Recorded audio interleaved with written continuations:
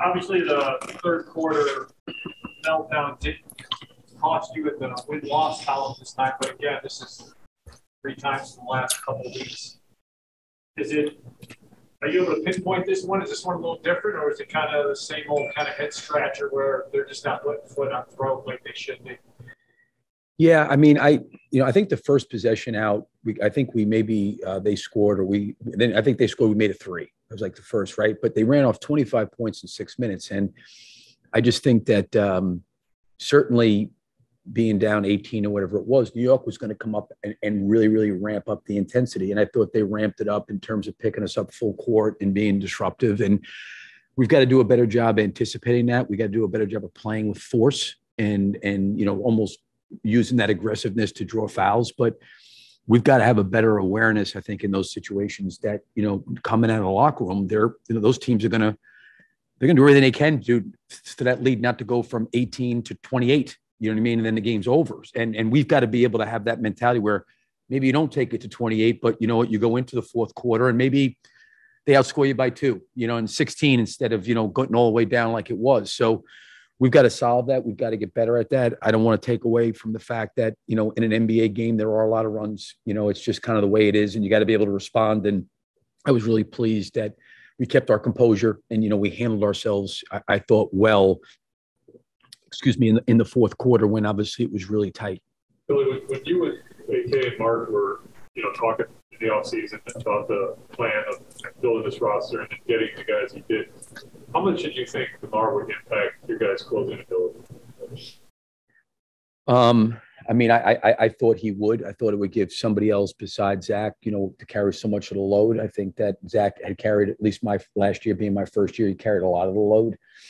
And I think Zach is learning to play with DeMar. I think DeMar is learning to play with Zach. I think they're all kind of learning to play with each other because, in a lot of ways, we didn't necessarily last year generate a lot of catch and shoot opportunities for Zach. And I think Zach probably for the first time in a long period of time, maybe in his career, he's in a situation where he's getting some opportunities to take some catch and shoot threes. And he's got to take those. But I obviously, DeMar for his whole career, I think has done that. He's been a really, really great closing guy when you give him space and room, whether he's getting to the free throw line or, he's making that mid-range jump shot. What kind of luxury is that as a coach, in a tight game to know you've got that kind of in your back pocket, that calming presence and his ability to get to the spots that he does? Yeah, I don't necessarily think it's even so much the scoring. The scoring is phenomenal, some of the shots he makes, but I think it's the passing too, that he was really great in the first half. I thought we generated a lot of really good shots. We just didn't in the second half shoot the ball particularly well from 3. Vooch made a couple, but I thought Lonzo got some great looks out of the corner and we just didn't make them. And I thought we generated some good stuff. We didn't make it. To me, I was more disappointed in that second half or at least in the third quarter with our defense. I mean, I know we didn't score a lot of points, but we were taking the ball out of the net the entire quarter. And the hardest defense to score against in the NBA is a set defense. And most defenses are going to be set after made baskets and free throws. And it's hard to live like that. And they're a good defensive team. And you know what, we were, constantly playing from behind, so to speak, where we had to, deal with their pressure and, try to get downhill, and we turned it over some. But that was not obviously a great quarter for us. But I do think DeMar's presence, that he never gets rattled, helps our group. So we always talk about Alex Caruso, but when everyone knows what he's about, what he's going to do, he's still capable of doing. What is it about him? He's still able to go out there and do whatever that makes him. He's just a winning player. I mean, he's the epitome. It's interesting. I had a conversation with him the other day. We were just talking, and I was just talking to him because obviously, I think had a pretty up close and personal view of his career. Coaching against him when he was in college, being in Oklahoma City when he was with the G League team there, and a lot of guys that are in his situation don't understand that they have to impact winning and they have to impact the players that they're playing with. And he has an unbelievable awareness of how to do that, regardless of who takes a shot. He knows how to set screens. He knows how to get guys free. He can twist screens. He's phenomenal defensively. He's smart. He gets steals. He gets rebounds. And he very, very rarely shoots. And he is totally fine functioning and competing, never taking a shot, because he knows there's things that he gets into the game that has a huge impact on winning. And I really admire that. I told him, it's like when I coached Udonis Haslem. I thought Udonis Haslem was by far the best low post offensive player in college by far. I mean, he was a monster. His sophomore year in the national championship game, he got like 26 points and 12 rebounds. I mean, he was, but when he got to the NBA, he couldn't do that. And he totally reinvented himself. And he was a guy that never shot, but he impacted the game just through his toughness, his competitiveness. And that's the way he was for me at Florida, but he had to do it through scoring. And I think guys that are really smart that maybe you don't look at as being overly talented, those are the guys that stick and last a long time because they, you know, as a coach or as you know, watching us play, you see the value he brings every night. Before Brown, you gave him some minutes and Kobe out, obviously. That's something that you feel like you go to.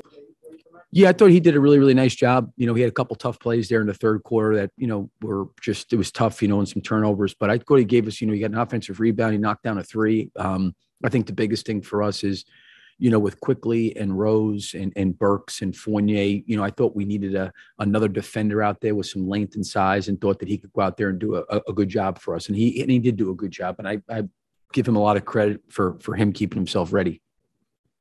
I mean, Rich had a really strong start, especially after his quarter. I think it's especially for the season. We're doing differently with him in that first quarter. Just try to like keep him hot, especially for the. No, I think I think he's getting more and more comfortable trying to find those spots. I think the guys have an awareness of when he's open. I think we're helping him shoot the ball in rhythm. And listen, it's going to take our team a little bit of time of those guys all learning how to play with each other. But listen, he's had, I think, some pretty good looks that he didn't shoot the ball particularly well to start the year. COVID hit him, and then he's kind of getting his leg back. But I think he's starting to figure out, you know, where his sweet spots are and where his comfort level is and where he can find and pick his opportunities to be, you know, good offensively. And, you know, he could have shot a lot more shots tonight. I thought he made some really, really good passes out of the pocket to some guys and generated some good offense for us. Better in the pocket. Yep. Right. Well, I think one of the things is when he's in action with Zach and DeMar, if those guys are aggressive offensively, it really takes his man and puts his man on the ball. And if you switch, that's a tough switch for a center to put a center on Zach or DeMar. And I think when, you know, teams are trying to play them, he can then figure out, okay, do I short roll? Do I pop? And I just think the comfort level that they're figuring out between each other is the most important thing. I think they're getting there. Okay. Thank you, guys.